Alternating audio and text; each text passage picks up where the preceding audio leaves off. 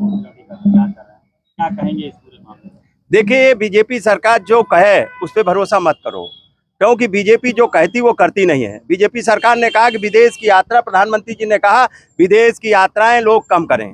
प्रधानमंत्री जी यहाँ तो उपदेश दे के गए हैं कि विदेश की यात्राएं कम करें, और स्वयं विदेश यात्रा पे चले गए और कहा डीजल पेट्रोल कम यूज करें, गाड़ियां कम यूज करें। बीजेपी के लोग पूरा काफिला बना के चल रहे हैं और लोगों को कह रहे हैं खाने में भी तेल कम करें। अब ये क्या क्या कम कराएंगे? थोड़े दिन बाद कहेंगे कपड़े भी मत पहनो, और स्वयं अपने सारे शौक करेंगे। तो ये बीजेपी सरकार है। अब वहां से टाफी लेके आई है, अब मीठी मीठी टाफियां बांटेगी और आप चुप रहो, इसके लिए बांटेगी टाफियां। इसलिए बीजेपी सरकार हर मोर्चे पे, आज बेरोजगार परेशान है, नौजवान परेशान है, नौकरियां नहीं मिल रही, किसान परेशान है, खाद नहीं मिल रही, उसकी फसल का मूल्य नहीं मिल रहा, और छात्र परेशान है, परीक्षाएं लीक हो जा रही, पेपर नहीं करा पा रहे हैं, और भर्तियों में आरक्षण की लूट हो रही, जिसपे माननीय अखिलेश यादव जी ने कल विस्तृत में पूरा जो आरक्षण की लूट की है, घोटाला किया है, उस पर विस्तृत में रिपोर्ट दी है कल प्रेस कॉन्फ्रेंस करके। तो हर जगह लूट मची है, लोग परेशान है, जनता परेशान है, दवाई इलाज नहीं मिल रहा, और लोगों को प्रशासन परेशान कर रहा, लूट मची है। थाने से लूट हो रही, तहसील से लूट हो रही, और गरीब आदमी कोई धंधा करना चाहे तो उसकी दुकान पे बुलडोजर चला दे रहे हैं। और जब दुकान उसको अलॉट की है, जब उसकी सोसाइटी ने अलॉट की दुकान, उसकी रसीद पैसा जमा हो रहा, उसके बावजूद भी यहाँ हरदोई में गिरा दिया बुलडोजर से। प्रधानमंत्री जी का जो वीडियो जो वहाँ से जो है साझा किया गया, वायरल हो रहा है, तमाम जो मेलोडी वाला, पार्टी के लोग जो है उसकी प्रशंसा कर रहे हैं, समाजवादी पार्टी किस तरह देख रही है? अब हमारे प्रधानमंत्री जी हैं, इतना अच्छा अच्छा वीडियो बना के और लोड होके आ रहा, जनता देख रही है।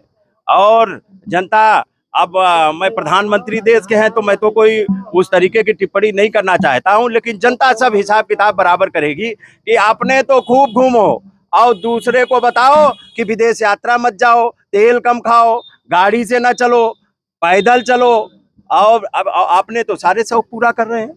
और ये उद्योग व्यापार सारे चंद उद्योगपतियों को दे दिया, और सारी चीजें, आपका टीवी चैनल भी उद्योगपतियों को दे दिया। अब तो पत्रकार भी बचने वाले नहीं है, अब सब पे हमला है। व्यापार, किसान तो बच ही नहीं रहा, किसानों को भी उद्योगपतियों को देना चाहते थे और वो तो किसानों ने धरना दिया। उसके बाद व्यापार सब चंद लोगों के पास जा रहा, बड़ी बड़ी कंपनियां आ रही, और उसके साथ में टीवी चैनल और पत्रकारिता भी चंद उद्योगपति खरीदना चाहते, पत्रकारों को भी एक तरीके से गुलाम बनाना चाहते हैं। एक सवाल ले लीजिए, पश्चिम बंगाल में राज्य के मदरसा शिक्षा निदेशालय ने सभी सरकारी सहायता प्राप्त, मान्यता प्राप्त मदरसा में कक्षाएं शुरू होने से पहले प्रार्थना सभा के दौरान वंदे मातरम गाना तत्काल प्रभाव से अनिवार्य कर दिया है, क्या कहेंगे इस पे? अरे वहां छोड़िए पश्चिम बंगाल, आप यहीं उत्तर प्रदेश में देखिए, यहाँ विद्यालय बंद कर दिए गए जहाँ प्राइमरी बच्चे पढ़ सकते थे, और वहाँ पश्चिम बंगाल ने सबसे पहला निर्णय लिया है, जो 17% ओबीसी का आरक्षण था उसको घटा के 7% कर दिया। बीजेपी आएगी तो आरक्षण भी खा जाएगी, गरीबों के हक अधिकार भी खा जाएगी, और सबके हक अधिकार खा के चंद लोगों को देके और राज करके और इसको गुलाम बनाना चाहते।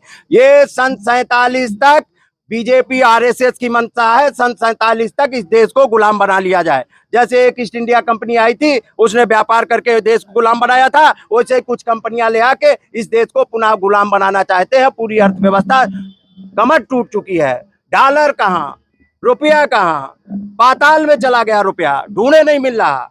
और यही प्रधानमंत्री जी कहते थे पतला रुपया, देश रुपया गिरता तो देश की अस्मिता गिरती। आज डीजल पेट्रोल कहाँ है, गैस सिलेंडर कहाँ है, बिस्किट ब्रेड सब चीजें तो बढ़ गई। हर मोर्चे पे विफल सरकार का जाना तय है, और 2027 में माननीय अखिलेश यादव जी का आना तय है। ये पीडीए बढ़ रहा है जी, पीडीए आरक्षण ऑडिट हुआ है, माननीय अखिलेश यादव जी ने पूरा ऑडिट रखा है पीडीए का, जो आरक्षण घोटाला किया है उसमें कितना घोटाला किया गया। 69,000 शिक्षक आज तक उनको नहीं आरक्षण मिल पाया, लोग दर दर मारे घूम रहे हैं। जिससे किसी को सरकारी नौकरी मिल जाएगी तो उसका घर पक्का बन जाएगा, उसके बच्चे पढ़ जाएंगे। तो ये सरकारी नौकरी भी पक्की नौकरी नहीं देना चाहते हैं, ये चाहते हैं आउटसोर्स पे जाओ जहां आरक्षण भी नहीं हो, और आउटसोर्स में शोषण हो, जहां पे नौकरी, पक्की नौकरी में 1 लाख तनख्वाह मिल रही है, आउटसोर्स पे 10,000 और 15,000 पे शोषण करा जा रहा है।